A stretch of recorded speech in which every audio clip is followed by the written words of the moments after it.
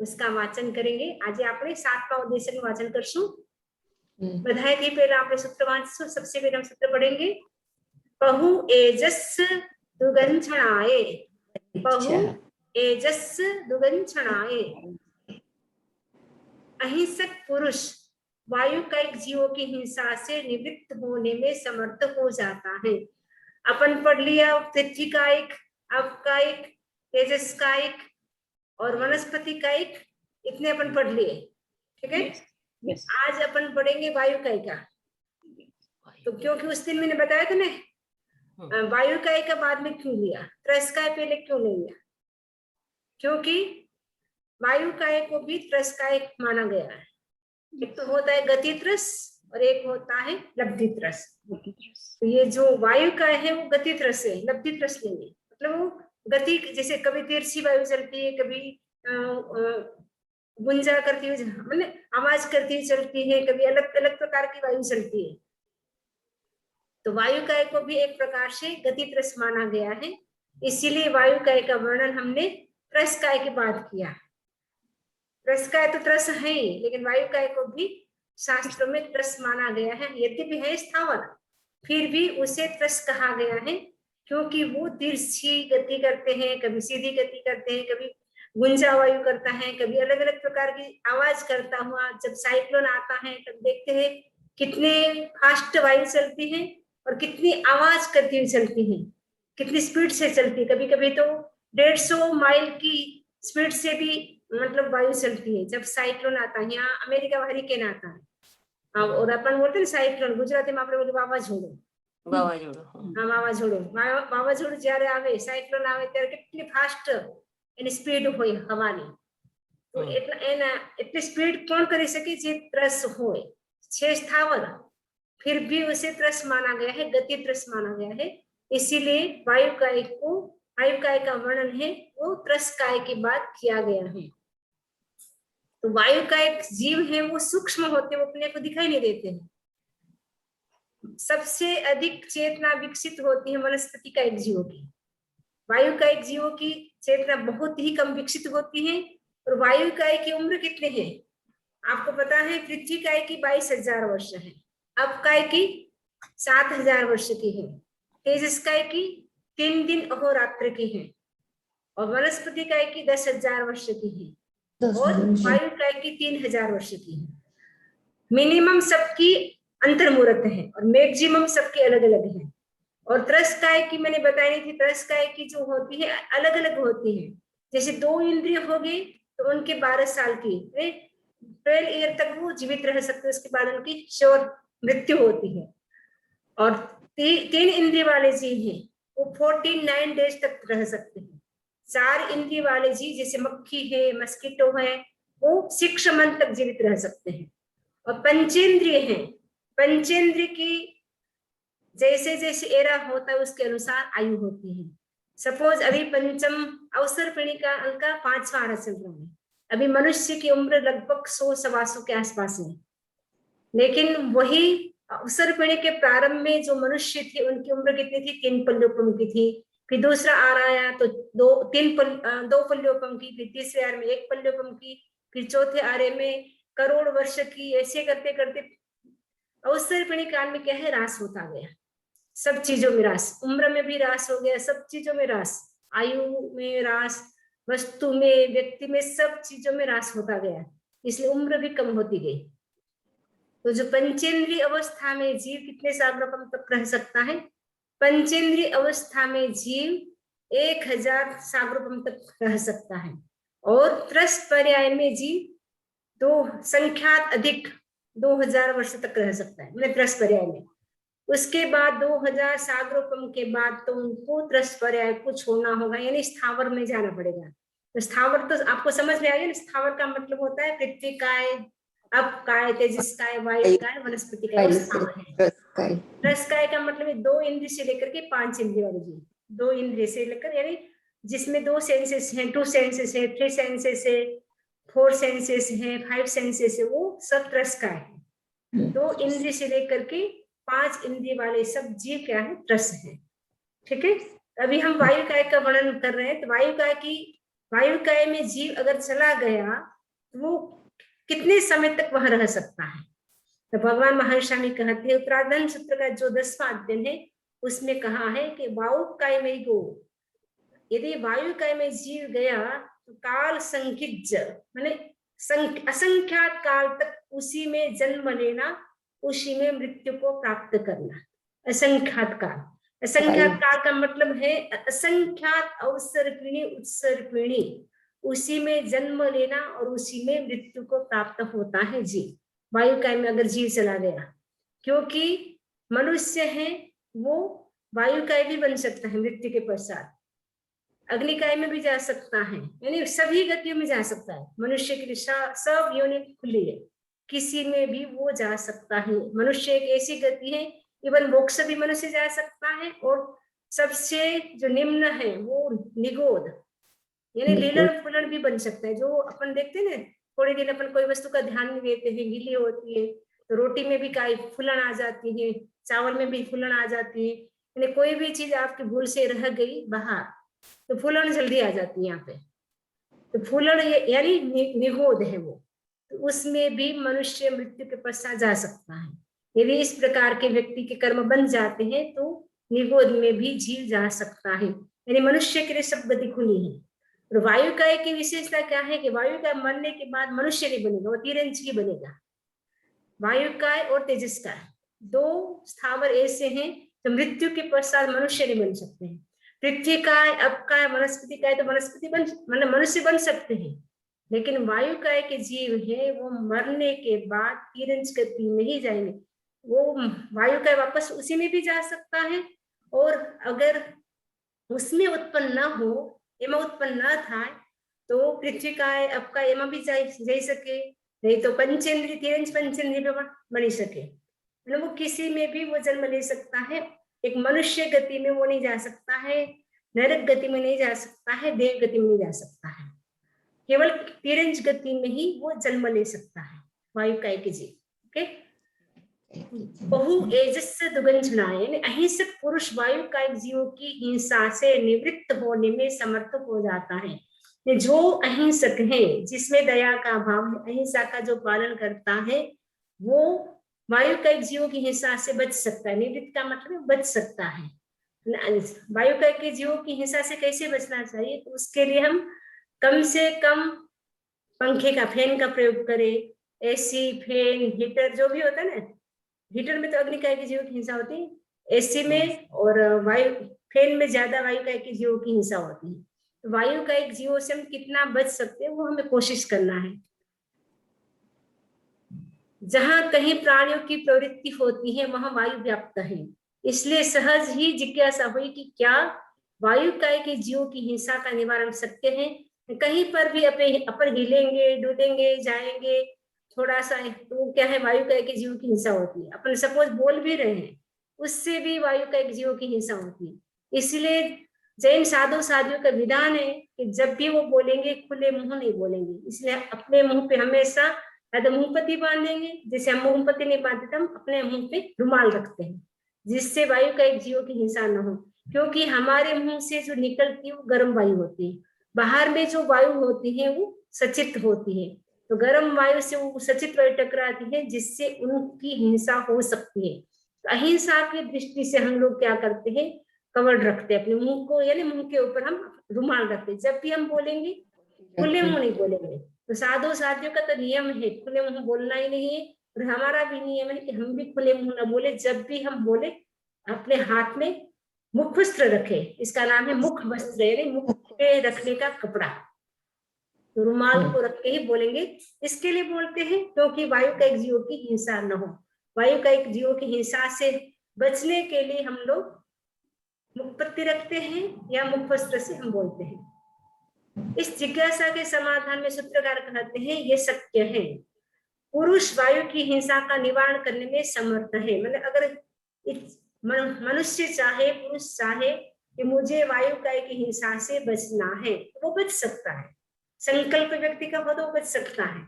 अगर संकल्प कच्चा हो, थोड़ा सा थोड़ी भी समस्या होती है, थोड़ी भी तकलीफ होती है, तो व्यक्ति क्या है जल्दी से जल्दी फैसिलिटी का उपयोग करना चाहता है, लेकिन जिसके मन में अहिंसा की भावना ज्यादा होती है वो व्यक्ति कष्टों को भी सहन कर लेता है। वो याद करता है कि ये तो कुछ भी गर्मी नहीं है, ये तो इससे ज्यादा हमने नरक में कितनी गर्मी भोगी है, कितने हमने निगोद में जन्म और मरण के यानी डेथ एंड मृत्यु कितने कितने कष्ट भोगे, क्योंकि निगोद में कितनी बार जन्म मरण होता है। તમને ખબર છે નિગોદના જે કેટલી વખત જન્મ મરણ કરે છે, डेथ एंड बर्थ खबर છે કોઈને? यस वंदा में जितने हाँ। हम एक पलक को जपते हैं उसमें 18 बार जीना मरना। हाँ અને 40 जो अंतर मुहूर्त में कितनी बार करते हैं? अंतर मुहूर्त में किसी को याद है? मैंने एक बार बताया है 65,536 536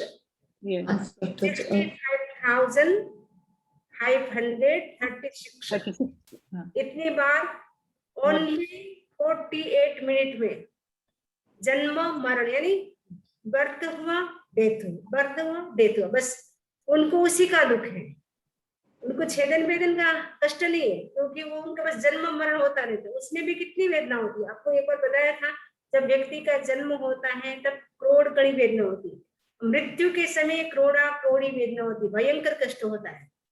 तो जन्म और मरण का सबसे ज्यादा दुख होता है निगोद के जीवों को, और निगोद में जीव चला गया तो वहां अनंत काल से निकलना मुश्किल है। यानी अनंत काल का मतलब है अनंत अवसर पीढ़ी उत्सर पीढ़ी, उसी में डेथ एंड बर्थ होता रहता है। ठीक है, तो वायुकाय के जीवों की हिंसा से हम बच सकते हैं, बचना चाहे तो। नेक्स्ट सूत्र है हमारा आयंक दंसी अयम तीनच्चा। ये छोटा सा सूत्र आप याद कर सकते हैं, आयंक दंसी अयम तीनच्चा। जो पुरुष हिंसा में आतंक देखता है, अहित देखता है, वही उससे निवृत्त होता है। निवृत्त कौन मैंने जो वायुकायनी जो हिंसा છે એનાથી કોણ બચી શકે? જે પુરુષ જો માણસ એને એવું લાગે કે હિંસા વાયુકાયમાં શું છે, હિંસા છે, આતંક છે, એટલે એમાં હિંસા છે એ આપણા માટે સારી નથી, वो अपने लिए अच्छी नहीं है।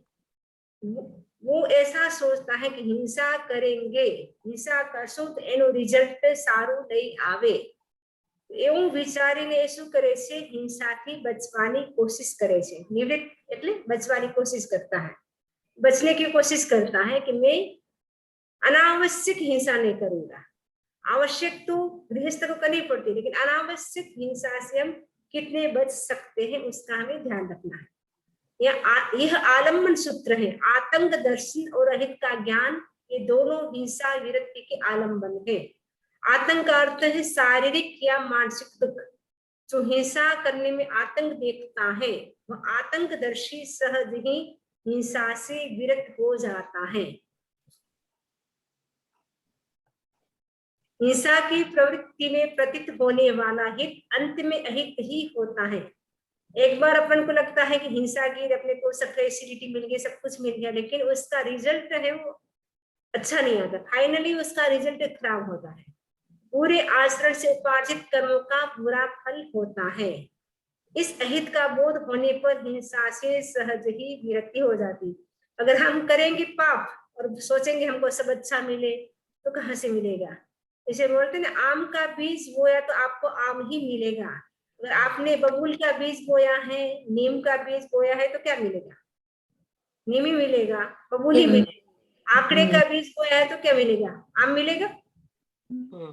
आंकड़े का बीज बोया तो आंकड़ा ही मिलेगा, आंकड़ो જ આમ આપણે તમે આંબાનું વૃક્ષ તમે ઉગાડ્યું છે તો આંબુ મળશે, અને તમે બબૂલનું વૃક્ષ ઉગાડ્યું છે તો બબૂલ મળશે। જે તમે ઉગાડ્યું એ જ મળશે ને, એનું ફળ એ જ મળશે। એવી જ રીતે તમે સારા કર્મ કરશો તો તમને સારું ફળ મળશે, તમે ખરાબ કરશો, પાપ કરશો તો તમને એવું જ મળશે।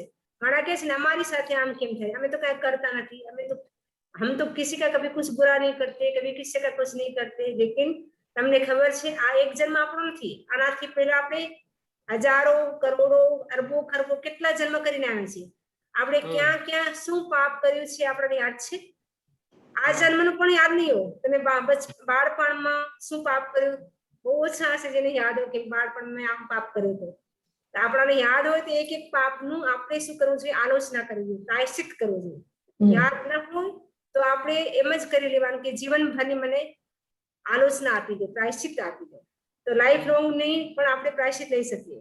તમે આટલા વર્ષ થઈ ગયા, સપોઝ મંજુબેનને 80 વર્ષ થઈ ગયા નહીં, સુશીલાબેન 80 યર કે ના મંજુબેન મારા વંદામી 74 થયા. અચ્છા 74. હા તો તમે 74 ના છો. તો તમને 74 ના છો ને, તો તમને 74 ઉપવાસ આવશે ને 74 નવકાર મંત્રી વાળા.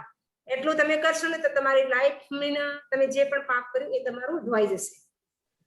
આચાર્ય શ્રી મહાશ્રવણજીની પાસે અમે આલોચના લીધી હતી કે મને 48 વર્ષ થઈ ગયા છે, મને આલોચના આપો. જેટલા પણ મેં આટલી ઉંમરમાં જે પણ મારાથી જાણ અણજાણમાં જે પણ પાપ થઈ ગયું છે, આચાર્ય શ્રી કીધું કે તમે જેટલા ઉંમર છે એટલો કરી લેજો તમે માળા ને ઉપવાસ. તો 2 મહિનામાં મેં એકાંતર ઉપવાસ કરી નાખ્યા ને માળા ગણી નાખી, તો પ્રાયશ્ચિત થઈ ગયું. હવે જેટલા આપણે ઉંમર વધતી જાય એ પ્રમાણે ઉપવાસ ને માળા કરી લેવાની. એના પછી તમે તો વંદામી હા 74 વખત માળા કરવાની. 74 વખત માળા ને ઉપવાસ થાય તો 74 ઉપવાસ. ઠીક છે. એટલે દરરોજ 70 માળા કરવાની? નહીં, રોજ ને એક માળા કરતા કરતા 74 થઈ જશે ને એક વર્ષમાં. વર્ષમાં એક દિવસમાં તો 74 ના કરવાની. ટોટલ 74 માળા, જેટલી ઉંમર એટલી. સપોઝ તમારી ઉંમર છે 50 વર્ષની તો તમારે 50 માળા. સપોઝ નીતાબેનની ઉંમર છે 55 વર્ષની તો 55 માળા. એવી રીતે સુનીતાજીની 47 ની છે તો 47 માળા. એવી રીતે 47 ઉપવાસ 47 માળા. પછી तो 47 माला एक साल में पूरी करनी वंदामी? एक वर्ष में एक साल में पूरी करना. એક નવકાર મંત્ર ની જ કરવાની કે બીજી નવકાર કઈ મંત્ર કરવાની? બાધી માળા, એમની છુટ્ટી માળા ની બાધી માળા. બાધી માળા. हाँ बाधी माला करवानी. बाधी माला करशो ने, बाधी माला सुनीता जी का मतलब बाधी माला का मतलब पक्की माला. हाँ पक्की माला ना नमो अरहंताणं नमो सिद्धाणं नमो आयरणं नमो उच्चारणं नमो लोय सब साणं ऐसो बनो कारो सब पावपणासण मंगलाण सब्दे सिंह पड मंग हवे मंगलवा. એ પછી એક મોતી કરવાનો. પછી કરીને નમો અરહંતાણ એસો બંધ ઘણા બોલે છે, ઘણા નથી બોલતા તો પણ નમો અરહંતાણ થી લઈને નમો લોય सब સાઉન્ડ સુધી બોલવાનું છે. ત્યારે એક મોતી આપણે કરવાનું. એમ નહીં કે નમો અરહંતાણ એક મોતી નમો સિદ્ધાણ. બાધી માળા કરવાની. હા બાધી માળા કરવાની. એટલે પૂરો નવકાર આખો બોલવાનો. આખો નવકાર બોલવાનો. એનાથી આપણે જો પણ જાણ અંજાણમાં આપણાથી જો પણ પાપ થઈ ગયું એ આપણું પાપ ક્લીન થઈ જાય, સાફ થઈ જાય. આપણે જેવું પછી એટલા ઉપવાસ કરવાના. હા એટલા ઉપવાસ કરવાના. તમારાથી હવે તો કેમ ખબર નહીં થશે કે નહીં થાય. અમે તો કેમ ના થાય? તો કરી શકો તો કરવાનું. બહુ સરસ છે. અત્યારે ચાતુર્માસ નો સમય છે. 22 તારીખ થી ચોમાસું ચાલુ થઈ જશે. તો થાય તો તમે 2 મહિના કરી દેજો, શ્રાવણ ને ભાદરવો. હા હા 2 મહિના ટ્રાય કરશું. એકાંતર કરી લેશો ને તમારું પ્રાયશ્ચિત બધું ઉતરી જશે. ભલે કે 2 મહિનામાં કેટલા ઉપવાસ થઈ જાય? 2 મહિના 30 થશે. 30 उपवास 30 થશે. તો એવી રીતે એકાંતર કરીને અમે તો ઉતાર્યા હતા. તો તમે પણ જેમ તમને સુવિધા લાગે ને એમ તો કરતા રહેજો. તમને એટલે એક જ વર્ષમાં કરી નાખવાનું કરવાનું. શું વંદામી ઉપવાસ ન થઈ શકે તો શું કરવાનું? ઉપવાસ ના થઈ શકે તો એકટાણું કરો. પછી ડબલ એકટાણા કરવા પડશે. એક ઉપવાસ ને 2 એકટાણા. એવી રીતે એટલા એકાસણ કરવાના. હા એકાસણ કરવાના. એક ઉપવાસ કરીએ તો 2 એકટાણા ગણાય. એટલે તમે 2 એકટાણા કરશો ત્યારે એક ઉપવાસ ગણાશે એમ. અને આ એક જ વર્ષમાં બધું કરી લેવાનું ને? હા થાય તો એક વર્ષમાં કરો ને 2 વર્ષમાં તો કરી જ લેવાનું. આમ તો કરવાનું તો એક જ વર્ષમાં હોય છે, પણ આપણું મન ક્યારેક ક્યારેક થઈ જાય ને કાચું કે કેમ થશે, ક્યારેક કોઈ તકલીફ હોય, એક સુવિધા હોય તો એક વર્ષમાં જ કોશિશ કરવાની મારે કરવું જ છે પ્રાયશ્ચિત, ગમે તેમ કરો. ઠીક છે. તમે બધા લખી નાખજો કે આટલું પ્રાયશ્ચિત કરવાનું છે. તો આપણું જીવન સારું થઈ જાય છે. આવતો ભોગ આપણો સુધરી જાય, અગલા जन्म अपना सुधर जाएगा. नहीं तो यहाँ थोड़ा सा अपन कष्ट भोग लेंगे तो आगे सुखी सुखी है. यहाँ आराम में रहेंगे तो फिर आगे क्या होगा? આગળ શું થશે ને? એટલા માટે આપણે કોને ખબર છે શું થશે. એટલે અહીં કરીને આપણે સારું જીવશું, સારું કરશું તો બધું સારું થવાનું ને. સારું થાય. હા એ તો છે. આપણા હાથમાં જ છે. તરવું કે ડૂબવું એ નાવ તારી હાથ છે. સમજીને હોળી હંકાર, માનવી શોધી લે જીવનનો સાર. ओके ठीक है ना. डूबना या तैरना अपने हाथ में है. आपको होड़ी हाँकना है. कैसे मुझे जाना, कहाँ जाना आपके हाथ में. आप जहाँ जाना चाहिए आप रिजर्वेशन करा सकते हैं. ठीक है. इसके लिए भाव शुद्धि रखना है और शुद्ध क्रिया करना है. जहाँ शुद्धि सिद्धि न था ત્યાં સુધી શુદ્ધ ક્રિયા શુદ્ધ ભાવ. जे अजत्थम जाने से बहिया जाने, जे बहिया जाने से अजत्थम जाने. जो अध्यात्म को जानता है, अजत्थम का मतलब अध्यात्म को, जाने में जानता है. से मैंने वह, बहिया में बाह्य को जाने में जानता है. जे बहिया जाने से अजत्थम जाने. जो बाह्य को जानता है वो अजत्थम ने अध्यात्म को जानता है. अध्यात्म ने कोण जानी सके. जो बाहर में શું છે શું નથી એ બધું જાણે છે એ अध्यात्म ने पण जानी सके, समझी सके.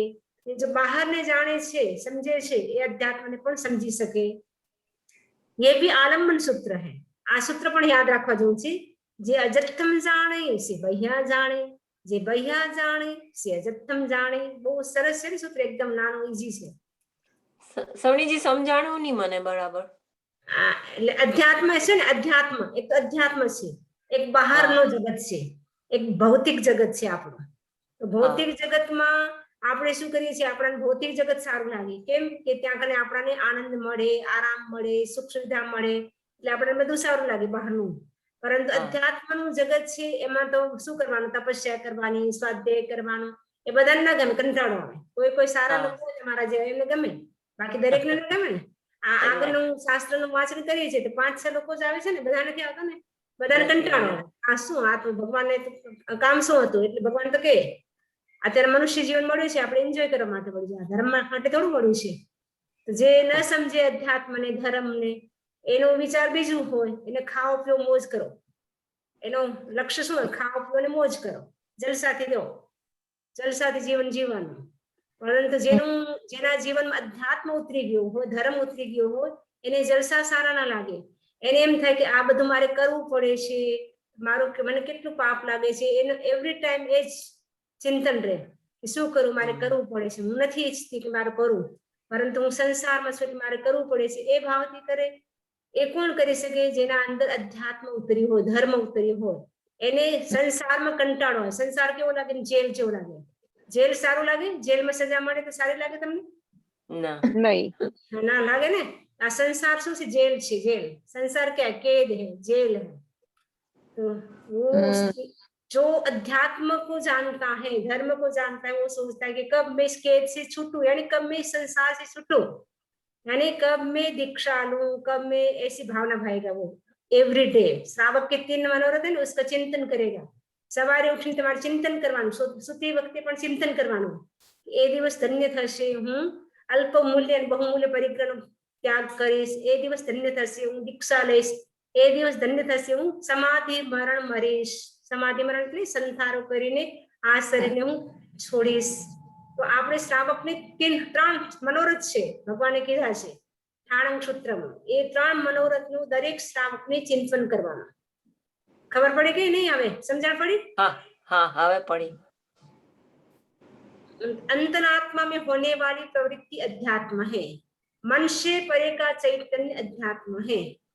अपना अंदर जो आपने प्रवृत्ति करी ने धर्म ध्यान नी, ए બધું अध्यात्म છે. मन थी परे जे पण છે એ પણ अध्यात्म છે. शरीर वाणी और मन की भिन्नता होने पर भी चेतना की जो सदृशता है वह है अध्यात्म. संवेदन अध्यात्म है. संवेदन का मतलब अपना अंदर जो कंपेशन છે, દયાનો ભાવ છે, એ પણ અધ્યાત્મ છે. વીતરાગ ચેતના अध्यात्म. वीतराग એટલે આપણા અંદર રાગ દ્વેષ જેટલા ઓછા, जितने अपने राग द्वेष कम होते जाएंगे उतने अपन वीतराग दशा की ओर बढ़ते जाएंगे. જેટલા રાગ દ્વેષ એટલે આપણી વીતરાગ દશાથી દૂર થઈએ. વીતરાગ દશા ક્યારે પ્રાપ્ત થાય? જ્યારે આપણા રાગ દ્વેષ ખતમ થઈ જાય જડથી. જ્યારે बीज बड़ी जाए, बीज जल जाता है, उसके बाद તમે ઉગાડો તો ઉગશે? बीज ने बाड़ी નાખો પછી તમે કયો મારે તો આંબાની પોટલી છે ને બાળી નાખી, હવે તમે એને વાવશો તો નહીં ઉગે ને. ના એવી ઉગે. રીતે રાગ દ્વેષનો બીજ ખતમ થઈ જશે તો આપણાને વીત રાગ દશા મળશે અને ત્યારે જ केवल ज्ञान की प्राप्ति થશે. केवल ज्ञान कब मिलेगा? जब राग द्वेष खत्म होगा. राग द्वेष के बीज को जड़ से खत्म करना है, तब अपन को केवल ज्ञान की प्राप्ति होगी. केवल ज्ञान की प्राप्ति होगी तो डेफिनेटली अपने को मोक्ष मिलेगा. मोक्ष कब मिलेगा? जब राग द्वेष खत्म होगा तो केवल ज्ञान की प्राप्ति होगी. केवल ज्ञान की प्राप्ति होगी तो डेफिनेटली हमें क्या मिलेगा? मोक्ष मिलेगा, सिद्धि मिलेगी. ठीक है. प्रस्तुत प्रसंग अध्यात्म पद का अर्थ है प्रिय और अप्रिय का संवेदन. जो अध्यात्म को जानता है वह बाह्य को जानता है. अपनी आत्मा के अतिरिक्त, अपने आप के अतिरिक्त से सब प्राणियों को जानता है. तात्पर्य यह है कि जैसे स्वयं को प्रिय और अप्रिय परिस्थिति में सुख दुख की अनुभूति होती है, वैसे ही बाह्य जीव जगत को भी सुख दुख की अनुभूति होती है. तो इसका मतलब यह है कि व्यक्ति क्या है? एक अपने को नहीं जानता, बाकी सबको जानता है. एक अपने को पता नहीं कि मैं क्या हूँ, मैं कौन हूँ, कहाँ से आई हूँ, मेरा लक्ष्य क्या है, मेरा गोल क्या है, वो नहीं पता. बाकी सबका ध्यान रखेगा. बेटा वो करता है, पति वो करता है, अमुक लंदन में वो करते हैं, अमुक वो अमेरिका में वो करते हैं, सबका पता है. देश में क्या क्या हो रहा है, कितने कोरोना का केस बढ़ रहा है, कितना राजनीति में कौन आ रहा है, कौन जा रहा है, सब पूरी दुनिया की हमें मतलब हमारे पास मैसेज है, सब जानकारी है. लेकिन हमारे बारे में, खुद के बारे में हम नहीं जानते. इसलिए हमें स्वयं के बारे में जानना कि मैं कौन हूँ, कहाँ से आई, मेरा लक्ष्य क्या है, मुझे कहाँ जाना है, मैं क्या करूं जिससे मेरी दुर्गति न हो, वो अपने को चिंतन करना है. देश में क्या हो रहा है, राजनीति में क्या हो रहा है, होता है देश कथा, राज कथा, भक्त कथा, ये 4 कथा, उसमें हमारा टाइम ज्यादा स्पेंड होता है. क्योंकि हम क्या करते हैं, या तो भक्त की कथा करेंगे, भक्त ने भोजन की, आज हमने ये बनाया था, आपने क्या बनाया था, नीता बेन आज તમે શું બનાવ્યું હતું, આજે અમે તો દાળ ઢોકળી બનાવી હતી, તમે શું બનાવ્યું હતું, હવે આજે તો દાળ ઢોકળી ખાધી, કાલે નહીં ખાવા, કાલનું શું બનાવું, આપણે એવું બધું ચાલતું રહે. આપણે બીજું બધું ચિંતન કરીએ પણ આત્માનું ચિંતન ન કરીએ कि आत्मा कितनी कर्मों से भारी हो रही है. बॉडी का वेट बढ़ जाता है तब अपने को चिंता होती है ना, अरे मेरे को बॉडी का वेट कम करना है, उसका वीडियो देखेंगे, वो बॉडी का वेट कैसे कम हो सकता है. लेकिन आत्मा कर्मों से कितनी भारी हो रही है उसकी चिंता होती है? नहीं. इसकी चिंता नहीं पता ही नहीं होती, पता ही नहीं कि भारी हो रही है या हल्की हो रही है. तो भारी हो रही है एवरी टाइम, एवरी मोमेंट कर्म लग रहे हैं. 7-8 कर्म का बंद हो रहा है एवरी मोमेंट. कुछ भी खाते पीते सोते जगते एवरी टाइम कर्म का बंद हो रहा है. तो हमें क्या करना है, इसलिए हमें जागना है, अपने प्रति जागना. अभी चातुर्मास का जो समय, जागने का समय, सोने का समय नहीं है. अनादिकाल से अपन सोए हैं, अब जागना है. ये चातुर्मास का समय बहुत ही महत्वपूर्ण होता है. इसमें जितना तप जप स्वाध्याय करे उससे कर्म की निद्रा अधिक होती है. ऐसे तो कभी भी करो अधिक ही होती है, लेकिन चातुर्मास का समय होता है वो विशेष होता है. उसमें जो धर्म नहीं करते उनका भी मन हो जाता है कि हम धर्म करें. इंडिया में तो चातुर्मास होता है, भारत में तो व्यक्ति चारों टाइम स्थानक जाता है, भवन जाता है, सुबह प्रार्थना में जाता है, फिर व्याख्यान सुनने के लिए जाता है, दोपहर तत्व ज्ञान सीखने जाता है, फिर शाम के टाइम वापस व्याख्यान सुनने के लिए जाते हैं, बच्चों की ज्ञानशाला चलती है. वहां तो पूरा ही माहौल होता है. लेकिन यहाँ भी आप अच्छे भाग्यशाली भी, तो आपको हम सुनाने वाले हैं, आपकी इच्छा है सुनने की. चातुर्मास में तो विशेष आगम का स्वाध्याय आचार्य से भी अपने साधु साथियों के साथ दोपहर का विशेष स्पेशल स्वाध्याय करते हैं. ऐसे तो एवरीडे चलता है, लेकिन इसमें विशेष आगम का स्वाध्याय होता है. तो अच्छा है कि आप आचार्य सूत्र पढ़ रहे हैं, उसका फिर वापस मनन चिंतन करें कि हमने क्या सुना था. आज एक बात पकड़े कि एक बात हम आज अपने लाइफ में अपनाएंगे, फिर उसको हम फॉलो करेंगे. क्योंकि सुनते तो बहुत है, सुनते तो टन भर, अप्लाई करते कण भर. तो हमें क्या करना है, अप्लाई भी साथ साथ में करना है. अब खाली સાંભળવાથી ના થાય, સાંભળીએ તો સારું છે એ પણ, કેમ કે ભગવાનની વાણી સાંભળવાથી પણ કાન પવિત્ર થાય આપણા, એનાથી પણ આપણી આત્મા હળવી થાય. परंतु अपन उसका आचरण करेंगे, यानी जीवन में अपनाएंगे, इसको अप्लाई करेंगे, तो उससे ज्यादा लाभ होगा. ठीक है ना. अपन बोलेंगे ये नीता मैंने टेबलेट दी है, डॉक्टर है, टेबलेट बहुत अच्छी है, जेब में रख के घूमेंगे, टेबलेट बहुत अच्छी है, टेबलेट बहुत अच्छी है, जेब में रख के घूमेंगे तो उससे स्वास्थ्य अच्छा होगा कि लेने से होगा? લેવાથી સ્વાસ્થ્ય સારું થશે કે આપણે લઈ લઈને કરશું તો સારું થશે? लेने के बाद स्वास्थ्य अच्छा रहेगा। हाँ, આપણે हाँ, लेंगे अपन तभी तो स्वास्थ्य ठीक होगा कि खाली बस दिखाते रहेंगे वो बहुत अच्छी, देखो टेबलेट कितनी अच्छी, मीठी मीठी छोटी छोटी टेबलेट कितनी अच्छी है, होम्योपैथिक टेबलेट बहुत अच्छी है, सबको एडवर्टाइज करेंगे लेकिन लेंगे नहीं। આપણે અંદર લેશું ત્યારે જ આપણું સ્વાસ્થ્ય સારું થશે ને। હા समझा पड़ी तुमने? हाँ, हाँ, हाँ, तो इसके लिए अपन को क्या करना है, जो भी सुने उसको ज्यादा नहीं, सारा नहीं उतार सकते अपन, अप्लाई नहीं कर सकते, कम से कम एक बात तो हम ध्यान रखेंगे, बस आज के लेक्चर में हमको ये बात सीखने को मिली है, तो वो हम पूरा दिन उसको ध्यान रखेंगे। फिर धीरे धीरे, क्योंकि कोई भी आदत अपने को करनी होती, हैबिट, तो 21 डेज करोगे तो वो हैबिट बन जाएगी। इसमें 21 डेज लगता है, कोई भी आदत अपने को करनी हो, नई आदत, उसके लिए नई हैबिट के लिए कितना टाइम चाहिए? 21 डेज का चाहिए। 21 डेज के बाद वो रेगुलर हो जाएगा आपका। तो आपको समझ में आ गया ये बात कि अध्यात्म क्या है और बाह्य क्या है? तो अपना टाइम पूरा हो गया, यस हाँ हो गया, ठीक है 10 हो गया। हाँ, तो अपने हमारे 5 बजे है, तो अपना टाइम पूरा हो गया है। तो आपको इसमें से जो भी अपन समझा है, जितने सूत्र पढ़े हैं, उसमें से आपको कुछ समझ में आए तो आप पूछ सकते हैं। इसी आशा के साथ ओम अरहम, ओम अरहम।